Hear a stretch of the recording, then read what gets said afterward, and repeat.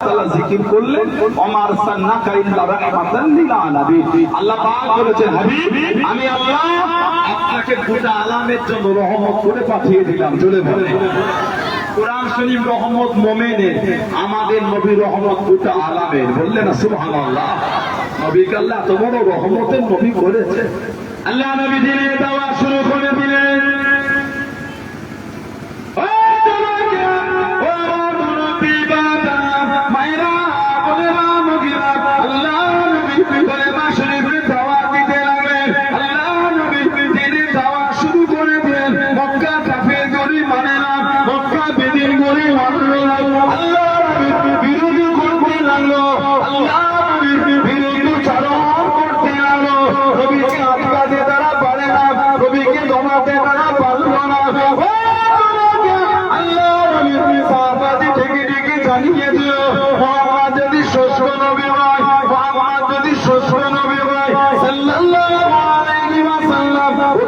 জানিয়ে দেয়, ওকে গিয়ে সরিয়ে দেয়, উদাহরণ আল্লাহকে জানিয়ে দেয়, ওরা আল্লাহ জানো আমাদের এত গজব নাজিল করে।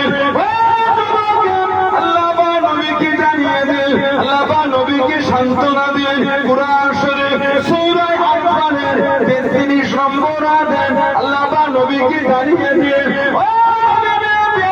আপনি কষ্ট নেবেন না, আপনি দুঃখ নেবেন না।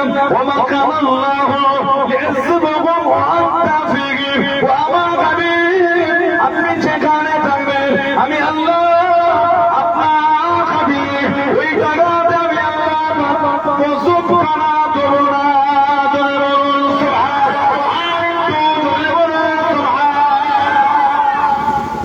কাফেররা বলছে নবী সত্য নবী হলে নবী যদি সত্যি নবী হয় এটা বলতে পার না আল্লাহকে কেমন গজব দেয় দেখি। আর আল্লাহ বলছেন যেখানে আপনি থাকবেন ওখানে গজবই হবে না। কেন? আমি আল্লাহ যে আপনাকে রহমতের নবী করেছে। যদি বলবেন সুবহানাল্লাহ। সেই নবীর ভালোবাসায় এসে বসেছে। সাহাবারা বলে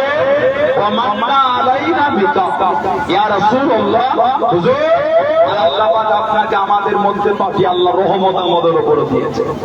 আল্লাহ রাসূল বলছে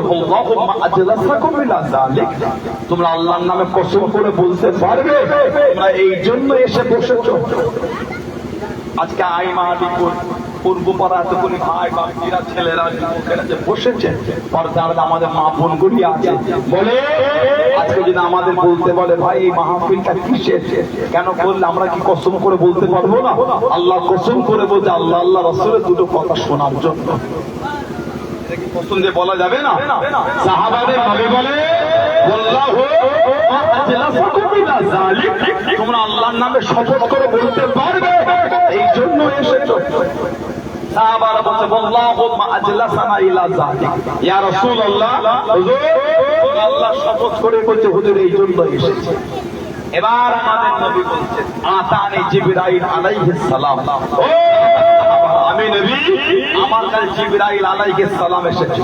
তোমাদের কসম দিলাম বলে তোমরা সন্দেহ করো না যে আমি নবী তোমাদের অবিশ্বাস করছি। তাহলে আখবরানি আমাকে জিবরাইল আলাইহিস সালাম এসে আমাকে খবর দিয়ে গেল তোমাদের এই যে মজলিস আমার আল্লাহ এত খুশি হয়ে গিয়েছে। তোমাদের মজলিসটাকে নিয়ে আমার আল্লাহ ফেরেশতাদের সামনে আল্লাহ ফখর করছেন। জোরে বলে সেই নবীর ভালোবাসা মাহফিল করেছে। কিছু কিছু ছেলে বলে নবীর মাহফিলের কোন দলিল নেই, বলে নবীর মিলাদ করা যাবে না বেদাত। নাউজুবিল্লাহ বলে বলে নবীর মিলাদ মানে মিলাদ মানে বলে বিরানি করা, মিলাদ মানে জন্ম, মৌলুদ মিলাদ মিলাদ মানে জন্ম। যে বলে নবীর মিলাদ মানে না তাহলে সে নবীর জন্ম